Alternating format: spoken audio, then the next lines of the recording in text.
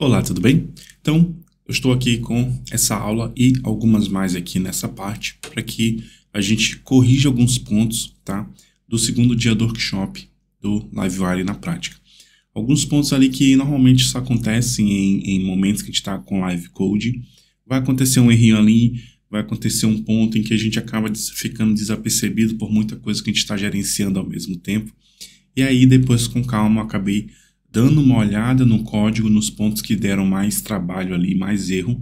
Eu resolvi trazer esses vídeos de forma focada nesses pontos para que a gente possa ter um melhor aproveitamento do que foi passado e o caminho correto que deveria ter sido feito, tá bom? O primeiro ponto, eu vou até pegar um usuário aqui. Deixa eu usar pelo próprio Artisan mesmo. No Tinker, né, no caso. Deixa eu pegar o primeiro aqui. Pegar o e-mail dele. Tá? Tem aqui o nosso painel, tá bom? E o primeiro ponto foi justamente, nesse caso, não na ordem em questão, mas o primeiro ponto que eu quero trazer aqui é justamente nesse delete com respeito a esse remover, tá? Antes de eu clicar em remover de fato, a gente vai perceber o seguinte, ó. A gente teve lá na aula, eu até tentei cortar ela para deixar mais dinâmica e deixei também uma dica lá que você poderia ter esse vídeo aqui, tá? E aí o primeiro ponto que eu quero mostrar aqui seria esse. Quando eu cliquei ali, a gente viu os erros lá, né? A gente clicou em remover, ele estava demorando muito, ele estava dando aquele array to string conversion, e isso estava se dando pelo quê? No primeiro momento eu nem me atentei, mas vamos entender o cenário, tá? Até com base aqui mesmo nesse clicar, tá? Ele vai remover normalmente, tá com a mensagem ali, até por conta da condicional que você viu que eu coloquei lá no vídeo. E você percebe que ele tem muitas chamadas, né? Ó, product delete, então tem muitas chamadas. Isso ocasionou o delay, e como eu coloquei uma condicional, tá? Já meio que ignorou aquele erro. Coloquei aquela condicional verificando, né? Vou mostrar aqui para você no product delete. A gente colocou essa condicional, tá? Se existir o produto, aí eu removo ele e emito o evento que faz com que, resumindo, e você viu isso lá na primeira aula, no primeiro dia, que faz com que a gente exiba essa mensagem no componente da listagem, tá bom? Mas por que ele está fazendo tantas chamadas assim? Se a gente parar para analisar o product list na camada de view, a gente vai perceber que nós temos não um botão que seria o trigger do delete, mas sim um componente que contém em si essa lógica do delete e o trigger em si. Então o que acontece? Como no código, é importante que você tenha visto essa criação, porque para que faça sentido esse contexto, tá bom?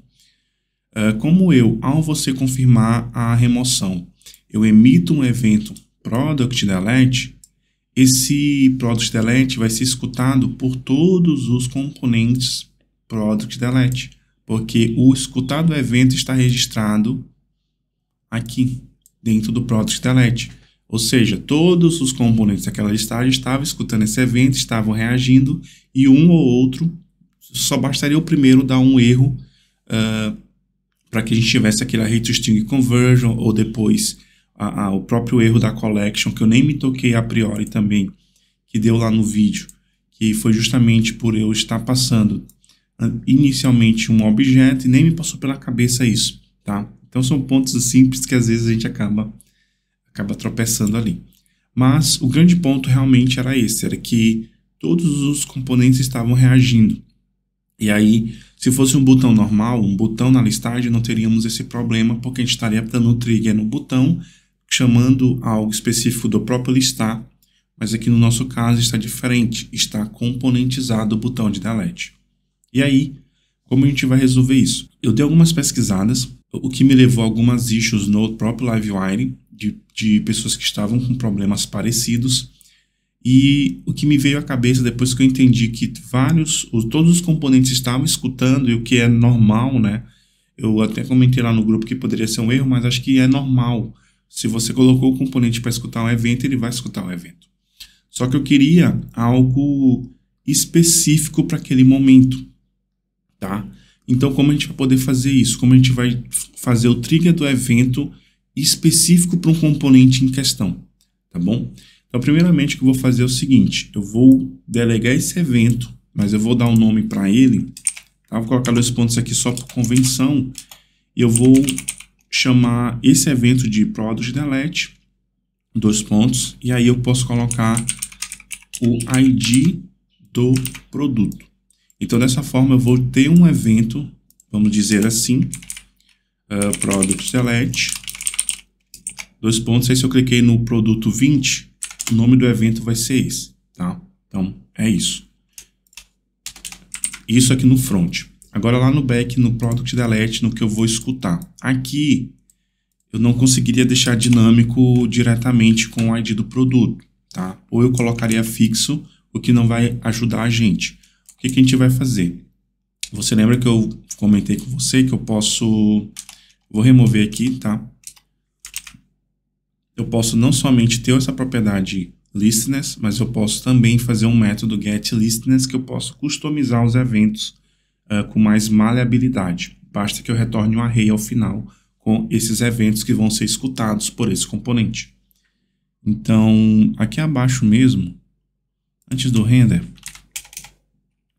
eu vou implementar aqui um método chamado getListeners. Bom, isso vem do componente base. E aí eu vou fazer um return comum, sem nenhuma condicional, nada do tipo, mas o que eu quero fazer? Eu vou pegar aquele evento, né? Vou escutar o product_delete, 2 pontos, e aí eu posso concatenar com this product, tá bom?